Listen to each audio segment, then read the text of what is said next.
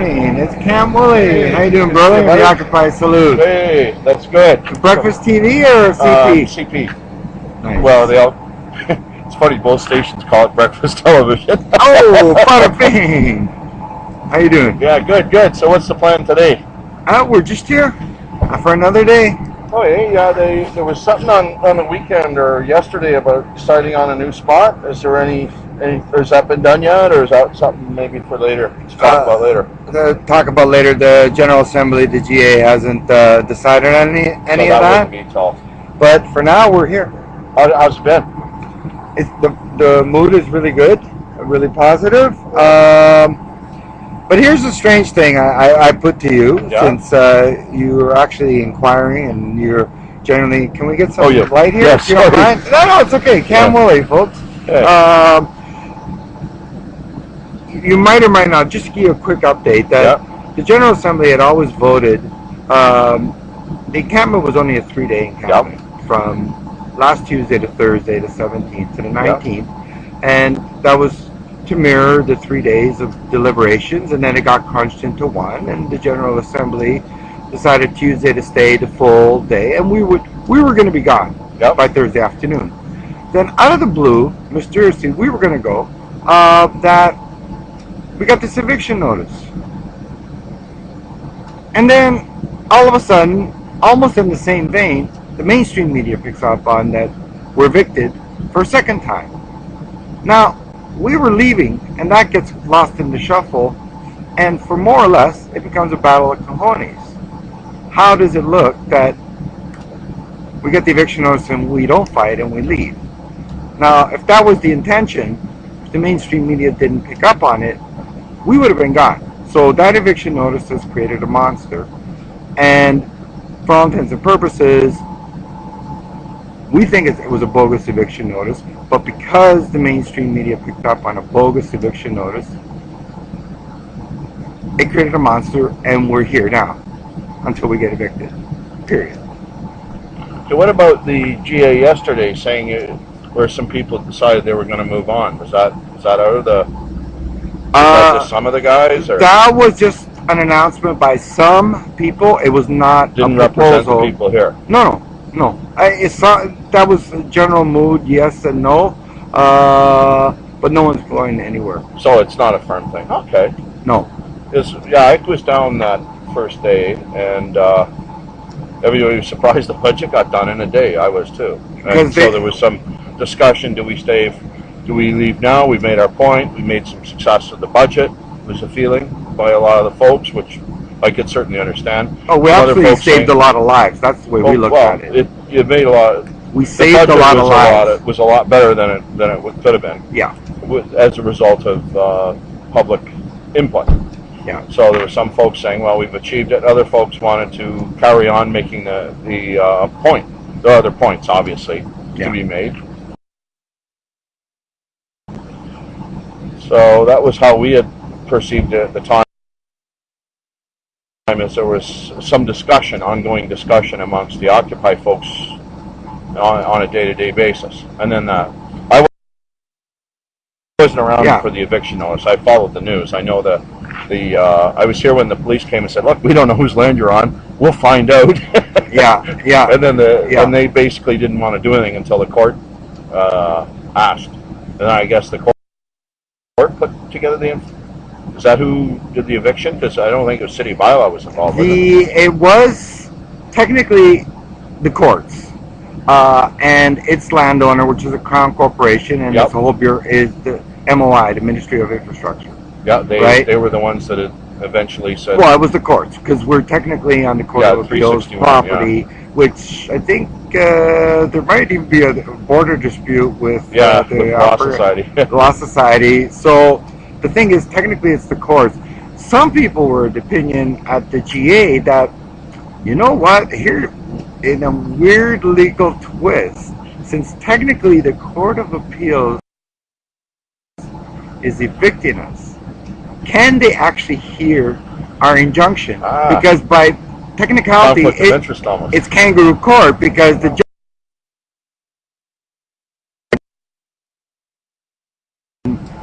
that's interesting. The courts, the courts basically listening to their own case. Yeah. That's very unusual. Well, we would argue they can't hear it. Yes. And the question becomes who can, and I don't know who can. I don't know either. Well, you're a former OPP officer. Yeah, if you I've don't never know, heard of this case. This is the most unusual case. Tell me about it. Could they not send it to a court of another jurisdiction? I've seen that before. Like, but they're still employees of the same court, aren't they? Yeah, true. I see what you mean. It's all still Crown Corporation. Same Crown. Well, we got to move and get ready here. Okay, do you want to talk? Can we talk to you a little bit on air while you're shooting? Sure. Yeah, I just asked you what's the plan today. Can we do that? Come on over. Sure. What's your first name? I'm Shanger. Everybody calls me Shanger. Shanger. Okay. S-Hanger is how it's spelled. How many people were overnight, Shanger?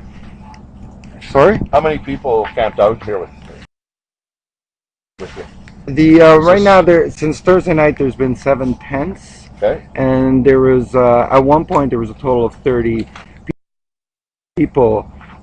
How many people are sleeping there now?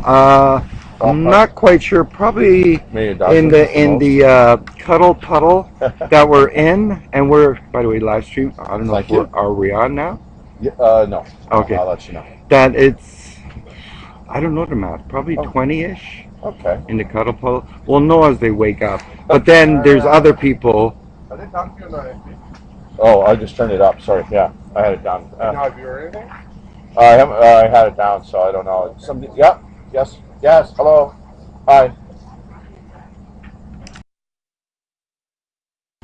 Should be there. Yeah. Hi. Live I won. Live I won. I tell them they're not talking. Yeah, Matt's not hearing you. Matt, he says you're not talking to him. Yeah, Matt's on headset. He's looking for you. What what LE are you, Matt? TIF 5. TIF 5. Look on TIF 5. You want to just cue me then, Sue? I hear now. Oh, here's you now. Is the mic okay after all this? Can we move back over here a little bit? Sure. Is that your live stream, Shanger? Yeah, and we are live. Oh, awesome. We can be live and live. Hey! That's working together. Yeah, this is cool. 30. Okay, about 30 away, Shanger, then we will be live. All right. Is the mic okay, Sue? You're happy? Yeah. I'm not going to do anything. I'm just hanging out. Ah, cool. Just so Good to see you again. Hey, Cam. Yeah, good morning. Good morning. Morning. Morning. Morning. Hey. Morning. It's that guy I know. John's up. What time is it? I don't know. Is the camera light ready yet?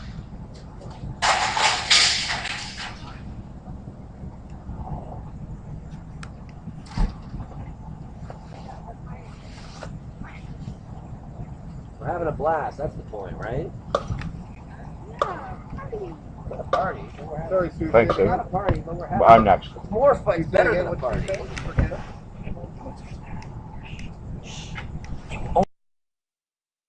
Only one person at a time on campus. Say again. Only one at a time.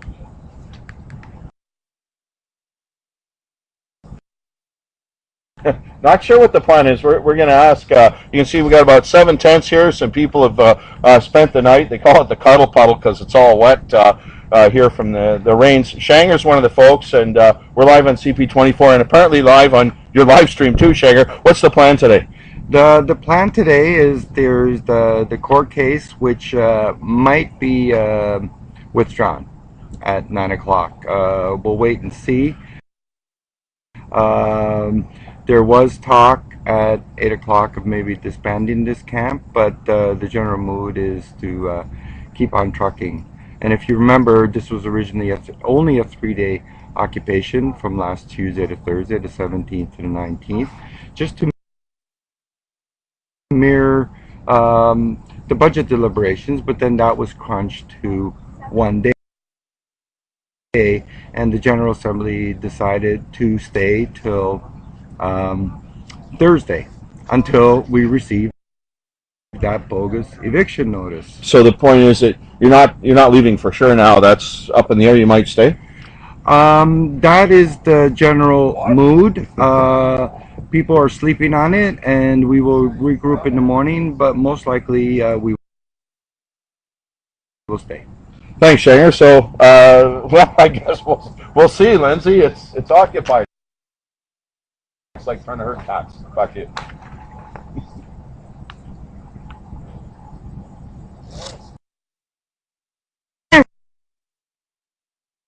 Yes, I'm the only one. I feel hurt. I feel hurt by that. Gotta have some humor in the morning, buddy. Oh, come on. You had coffee. What do you mean by I'm the only one who's supposed to be not here. What's that mean? I'm the plaintiff in the case. Oh. At 9 o'clock. Oh, I see. But you see, we want to withdraw because that's not the case we want to win. Okay. We don't want to win this spot because this isn't the best spot to win. This spot sucks. This isn't the spot. No. So we're going to go to a better spot. Yeah, yeah. And then file paperwork. Yeah, that's So better. we're just going to withdraw the paperwork this morning. Yeah, because you don't want to. We used to say in policing, there'd be some case where you go, I want to feel that, and wait a minute, the Crown's going, hey, stupid, you fucking lose this, or you fight this one, the courts are going to rule something. Yeah, and then you're stuck with you're stuck with a ruling. So you're better to have a perfect case. Yes. And this one is Not probably perfect, good, but not perfect. Oh, it's good, but not perfect. Yeah, well, it's not the location you want. So, and this is an oddball being in court property, which really creates. Shanger and I were talking. It kind of puts conflict of interest. Yeah, and then there's not really another court that can get that. Of course, because I wanted to be the one who stayed. Yeah, that's cool. But I don't want to blow it for the rest of us mean. with case law. Yeah. So I have to leave. Yeah. But I love that some people could stay. Well, yeah. I'm all about that, aren't I? Yeah, that's cool. That's very interesting. That's what's amazing about the movement. Is, yes, it is a movement, but yes, it's always interesting. It's independence. And the creativity is what I kind of admire, and the energy, because there's always something. There's some, and it's a real variety. There's some, and I've said it on air. There's some very deep thought. Oh, and some of it's idealistic. Some of it is the government should be this. Well, some of it the government should be listening, and there's some other things that maybe not so much. Now, to those listening out there, some of these media throughout, CP24 especially, has been very good at letting us speak without being interrupted. And what's great about you guys is when you go live, you really let us speak. And we as long as it fits within the 90 seconds that we have. Hey, I got a boss that's got. We got to pay the bills, man. We're lucky. I got somebody yelling, "Your 90 seconds is up. You got to go." So what I like about a lot of the Occupy folks are able to be concise. Yeah. Yep. We are. Yeah. Yes. Really? Well, a lot of. Well, I try and. Well, what I you hit the concise. When a reporter comes around, the idea is to get somebody that's representative, that can be concise. There's some people with some brilliant thoughts that aren't. We get it. Yeah. And there's some that would maybe discredit the movement that aren't really, some fringe players. So I try not to put them on because they aren't. It's not. Yeah, I don't want some target the fringe players. If I was going to go to the Tea Party, I don't see the fringe players here right now. But, the guys that think they're butterflies or something. Yeah, and just wander. If we show that on television, guys running and jumping with funny, people are going to not take it seriously. Well, that's kind of you because there are some who would say the media would specifically go for the fringe players. Well, there's say, some this might, is the movement. But our job is to show the public what's going on, and that's why I like breaking news. You don't judge; it's what's going on. So you got to try and get the whole thing. Yep. And in like statistics, you usually throw out the ones at the crazy end either way. Oh yeah. You know what I mean? Like, so if there's, it doesn't matter what it is. It could be a union. It could be a union meeting. It could be anything. You're going to be a few people that are, maybe not a few beer, whatever. We're at a union meeting, and someone's not wearing their clothes right now. Yeah, we're not going to interview that person. The emperor has no clothes, Mr. Ford. Yeah, well, that could be true. Well, his clothes may not fit. So what have you heard from Mr. Ford about? He's so sure. Taylor working overtime, eh? He hasn't said much in the past. He busy. Yeah, no, he's been busy. Himself. Yeah. No, the only time he really, I thought he was pretty restrained compared to the other mayors. Well, I think he should be restrained. And the other cities were pretty goofy. Restraining Rob Ford would be a good idea. Yeah. tricky.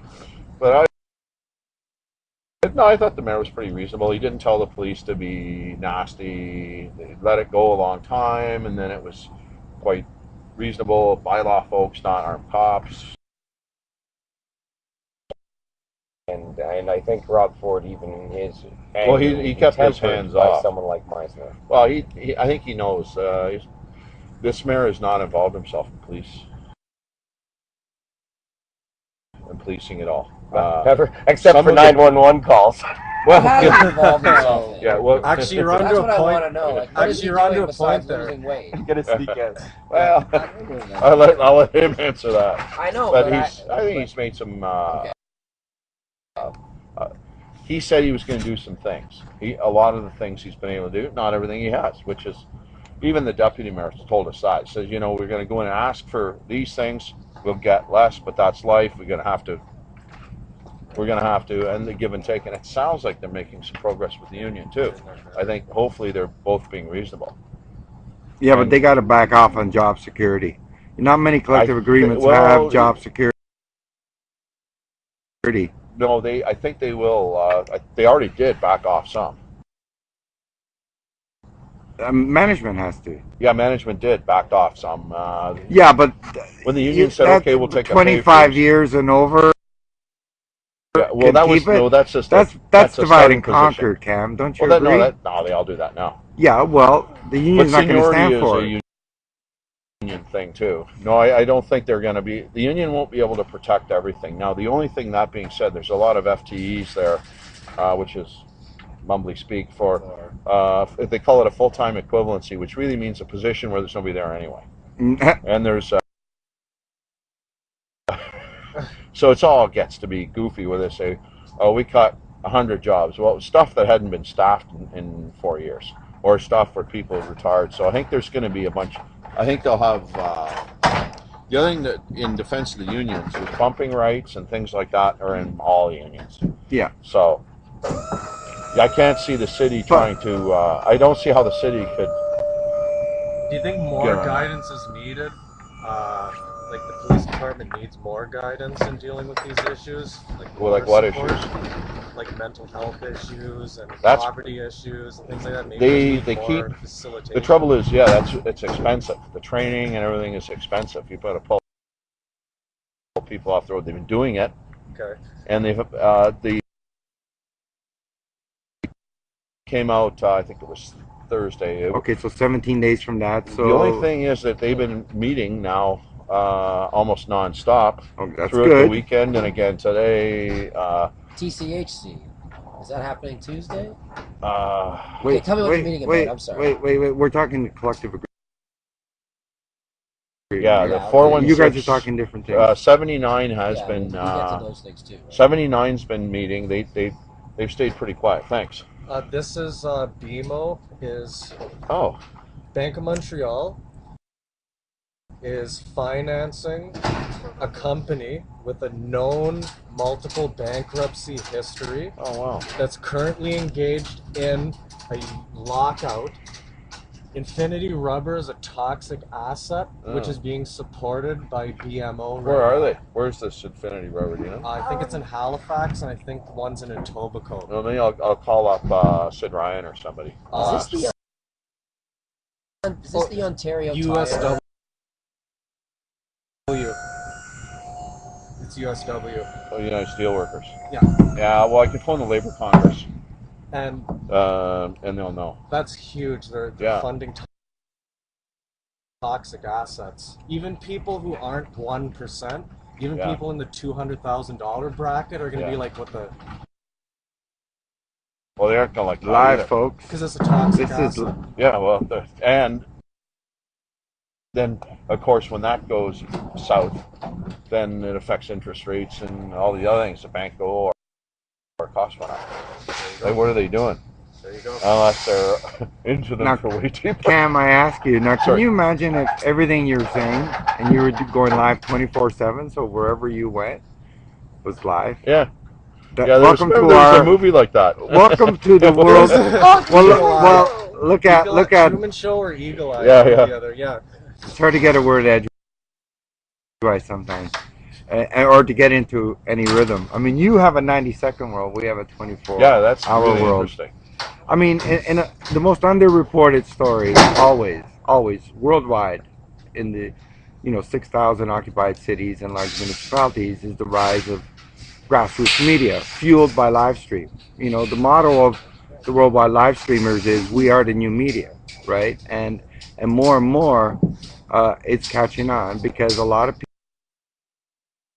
people, to put it bluntly, and you work for mainstream media, are tired of the same old, right? And that, well, more or less, you have journalistic integrity, but a lot of your colleagues throughout the industry do not, right? Point blank. I love your That was a style, straw brother. man argument, And debate. Mike, hold on. Welcome to my world. It's hard to get many a thought, but Welcome. live streamers are like the new